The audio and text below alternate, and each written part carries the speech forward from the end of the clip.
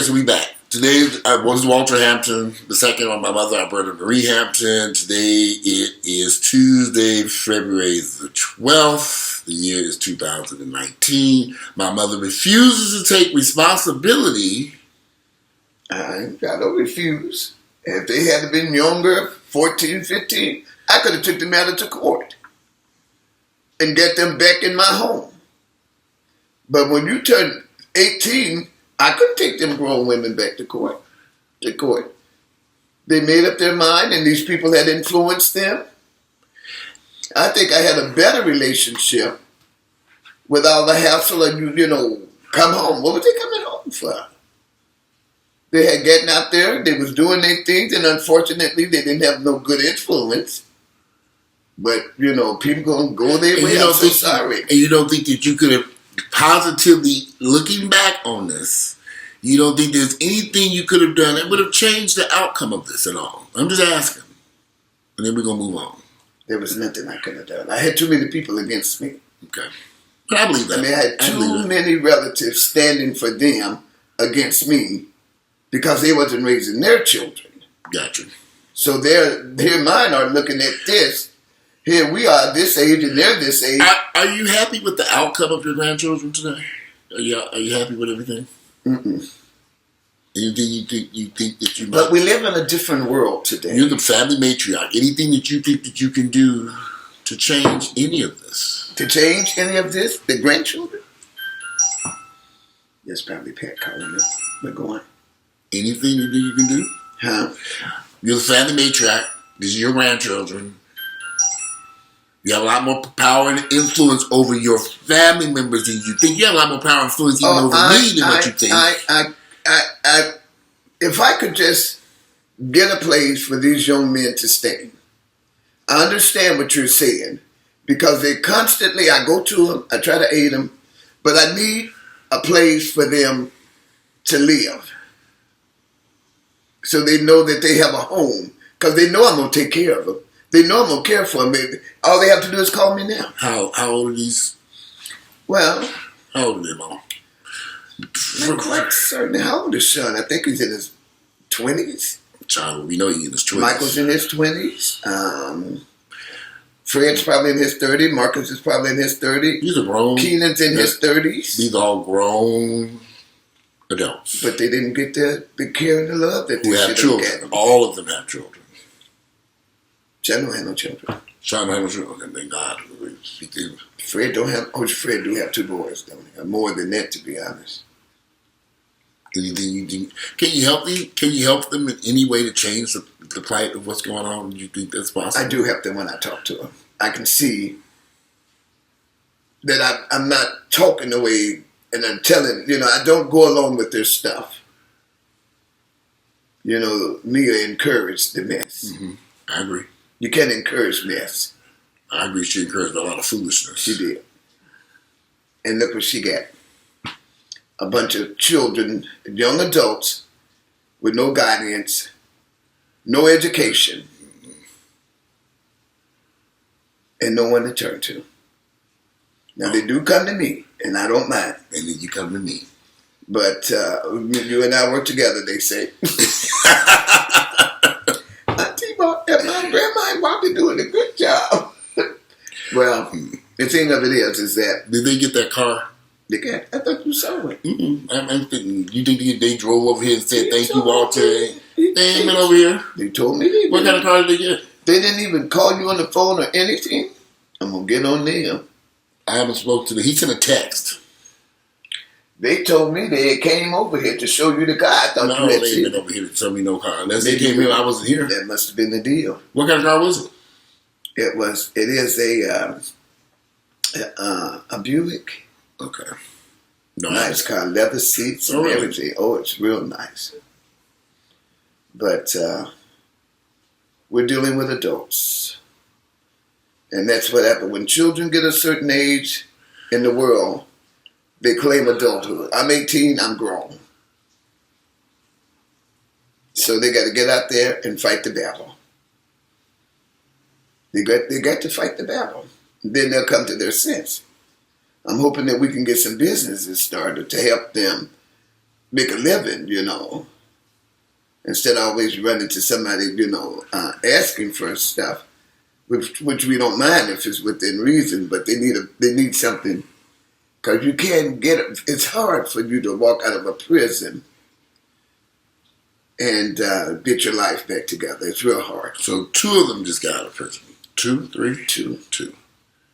Anybody else still locked up? Everybody's free now. Mm-hmm. And how long was Sean locked up? 7 years. He did 7 years in prison. He did 7 this time. He had already been there once. Both of them turned around and went back. Fred did 7 years the first time and turned around and went back 2 or 3 times. Because Fred did 7 years the first time? When he was 14 years of age. And like the police told their mother, when they was out there doing all this, still in the cars at a very young age,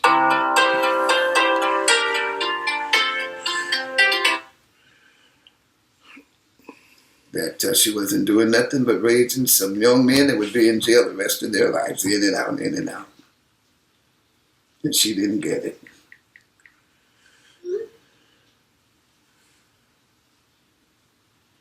Your child show up at the house with a car he done stole from somebody.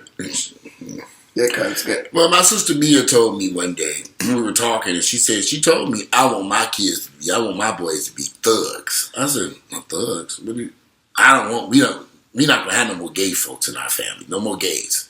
I said, no more gays. I'm thinking, well, what does gay have to do? My sister Mia really didn't know how many gay thugs they got running around Atlanta. I'm thinking my sister's just, you that ignorant? She was. She was. She said she wanted her boys to be thugs. That was so sad. And she messed up their lives. And she destroyed their lives. She messed, oh my God. Because she didn't want no more gay folks in her family. See, that was a spite against me, but you have to understand, so I didn't pay that crazy Mia no attention. I had housed Mia, gave her furniture, paid her rent, paid for her down payments on apartments and cars and everything else. Yeah. Still doing it today for her bought clothes for her kids. Still doing it today. Groceries, food. But she didn't want another gay son. We ain't going to go to everything. That's a whole nother video. She just ignorant. She know no better. She didn't know no better. Why would you want your children? I mean, why couldn't they have been doctors and lawyers? Right. I want my children to be doctors, lawyers, dentists, teachers, educators. They could have been great men. That would make more sense. Why would you want a thug? Why would you want them out shooting, robbing it? She chose this lifestyle for her boys. And they living a horrible life. Based upon her decisions. A horrible life. The boy get out of jail one week, the next week he run up the street with a pistol. That's all they know, and it's so unfortunate. Well, now they're the ones that needed help.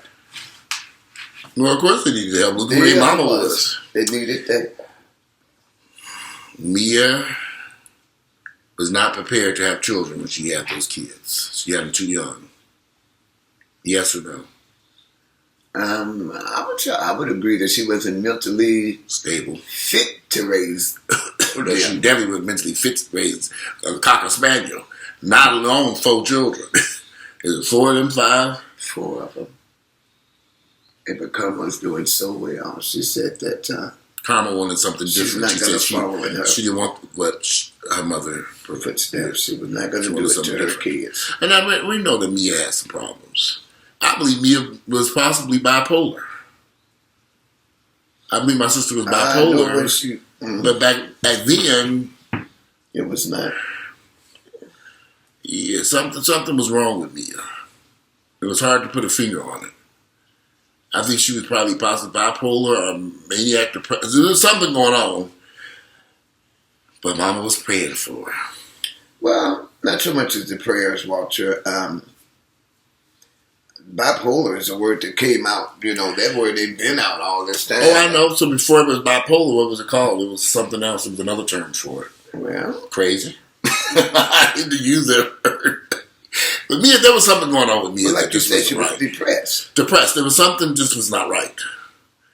And she needed to be on a hell of a lot of medication. When you have relatives that are destructive. Yeah. And they're trying to pull down your kinfolks, the ones that you love. That is a form of depression. They should never have done that. Because a lot of people don't want to see you raise your children. They want your children to be like their children. And that's the way it was. You had made the statement to me one time. We'll change the subject a little bit. You said that, well, I asked you a question, would you die for your Christian beliefs? You told me at the time that you would. That was during a heat of an argument, Walter. With my Christian belief, I have a relationship with Jesus. Okay. I have a relationship. Christianity is not what it's cracked up to be. Okay. Look at the world. And you go into the church, you get more people sitting up in the church nowadays. It is ridiculous how many people are in the church. But you never bump into not a one on the street. And they're not out there on the streets. So you said they're in the church. The Christians are in the church, but they never. Well, who are these people running around these streets? Where they at? I understand what you're saying. You run into Christians out there? No, I mean, I don't believe in that. I mean, even if so, I'm not a religious person, Mama. So I'm not going. I believe all religions are man-made. So I treat people. People are going to be people. I don't care what their religious background is. People are going to be people. And they're going to do some stupid mess, regardless of whatever their religious beliefs might be. Excuse me, some of these people are just crazy. I see a lot of crazy folks out there on a regular basis. Is that what you're referring to? Oh, well, they're all over the place. Everywhere. I see crazy people. But they're not Christians, though. Well, they're not supposed. Well, excuse me, you say they're not Christians, but. I mean, I'm asking you a question. There are various religious beliefs. There are various religious beliefs. I understand what you're saying is they're not acting the way a Christian's supposed to act. Is that what you're saying? Well, no, I just want to know what do they have a denomination? Are they acting like? Yeah, they Baptists and look, honey. I don't put no stock in nobody's religious beliefs because religion's not going. If you are, I didn't saw some reports on these pastors and these churches and their horse behavior and killing their wives and all kinds of stuff. And I'm thinking, okay, because they're just regular human beings. Somebody else, we have put, not me, but somebody else has put this person on a pedestal and said, this is my pastor, John so-and-so. John did. I don't look, they're just a regular human being to me. So when they do crazy stuff like kill their wives or cheat on their wives or have children, I just say, hey, that's what people do. That's what people do. So they're just regular people. They're just regular people. Other people have put them on a higher pedestal because they're supposed to be a man of God. Well, that person that has put them on the pedestal lives the same life that they live. Possibility. Oh, we know that. But religion isn't for me. Religion is really a crippling thing to black people. Oh, is it? Very crippling. It has hurt black folks worse than anything on planet Earth. I'm not a fan of religion. No. I don't need that in my life. Don't need that. Nobody needs it. Anything else you might want to add to this conversation while we're sitting here? I think we should get back together and talk at another time. But I think that everybody's having trouble in their families. You know, it's just that nobody's family is perfect, and they aren't. And there's so many young people that are, even the adults. You know, even if at the young age that me and Jackie left here, you know, it was just so pitiful. But we're living in times where people, you know, the drugs and all the alcohol and all this stuff that's going around and bad marriages, you know, this just horrible. And our children are not educated anymore. Every now and then you'll see some educated, but you, like you always say, who's educated them? And I don't think, and I don't like these young women getting pregnant because they don't realize that baby's going to grow up. Got to grow up. What do you have to offer it? Was you really ready at 14 years of age or 12 to bring a child into the world. Were you really, really ready? Mm-hmm. The child is going to suffer. Now, unless there's a good grandma and some aunts and uncles that will pick up this child and help it to grow and to be productive. In the way the family structure is today, Mom, good luck with that. Oh, there's some good families out there. I agree there are some, but let's not make it seem like it's a whole hell of a lot of them out there, because it ain't. You know, I don't even see anything wrong with adoption or something like that. Give this child an opportunity to live a good life. Here you are going to school, dragging this baby up to the school. Do you really know how to care for a child? So instead of abortion, you'd rather have the child and put the child up for adoption. Of course. I have no problem with adoption. No problem at all. A lot of people want children and can't have them. That's true. You know, the foster care in Georgia is filled with thousands of black children. You know that, right? That's because a lot of black folks don't want to take on that responsibility. I mean, you know, black life is tough. I agree. Black life is... But does it have to be that way, though? And back in the day, it wasn't like that. Black folks stuck together, even in the projects, but now we got all this shooting, all these drugs, and all this uneducated people on the street. Back in the day, it wasn't like that. And if it was like that, it wasn't no big thing, so-and-so would get in a fight. But it was not on the escalating point that it is now. It's horrible. Yeah. And our blacks are just... They're stepping out. I mean, they have organizations that's trying to help these young men after these people bring them into the world. But you got to go back and find out the history of these people. You don't know what daddy, granddad, see, if they don't have the history, it is difficult to raise a child without the history. Yeah. Well, Uncle Tom was just like that. So-and-so was just like that. Overall, I am curious. How would you describe your childhood, other than the personal fights that you had between your brothers and sisters? How was your childhood overall different? It was not really that good because my father was an alcoholic. And he put a strain on the family. When he worked in the steel mill, he got paid on Friday, but the money never made it home. He would go out and get drunk, and they would roll him and take the money and so on and so on.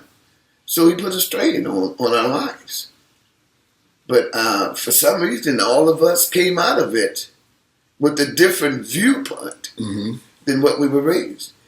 Everybody had beautiful homes, you know that. Yeah. Good marriages, cars, everything.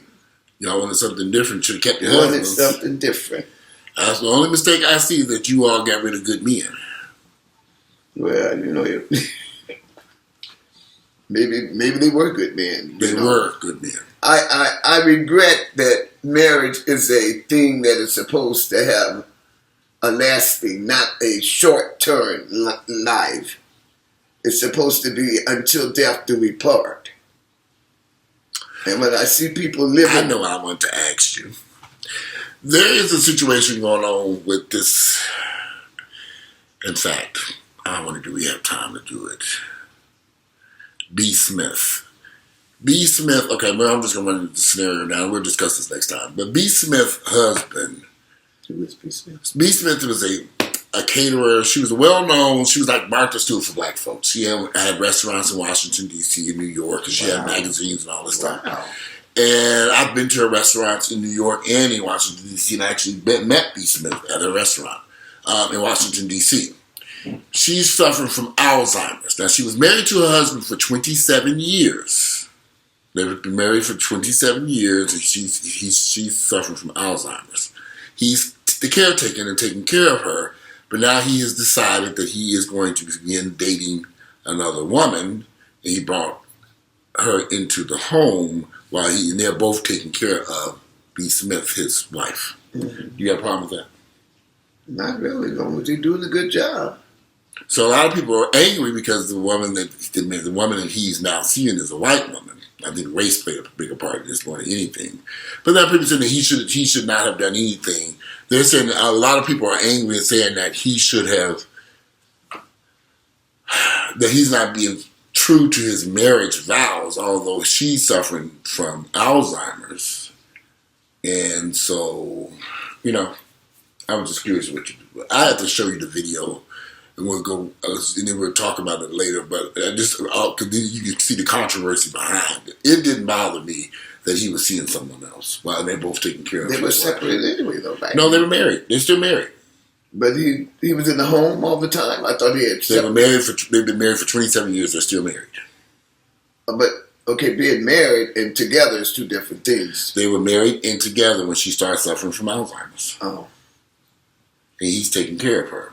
But now he has started dating another woman, a white woman. And they treat her nice, though, right? Yeah. They take care of her. And his daughter, they take care of her. But a lot of people saying that he's doing this wrong. But we'll get into that. So I'm just curious what you think. I didn't see nothing wrong with it myself personally. Taking care of any type of when you're taking care of an Alzheimer's patient or any type of situation where you're taking care of somebody, you need help. You need help. Now, not only that, I mean, this is his wife. They've been together for 27 years, and now for them to say that he doesn't love her and all this stuff, I don't see it that way. You don't stick around for somebody for 27 years. If he wanted out that marriage, he could have divorced her and went on about his damn business. I think it's great of him to care for her. Right. Because she could be sitting somewhere in an institution being neglected. Right. I bet you she's getting good care. She's in her home, is well maintained. His daughter is helping, and his new partner is helping. It's not easy taking care of Alzheimer's patients,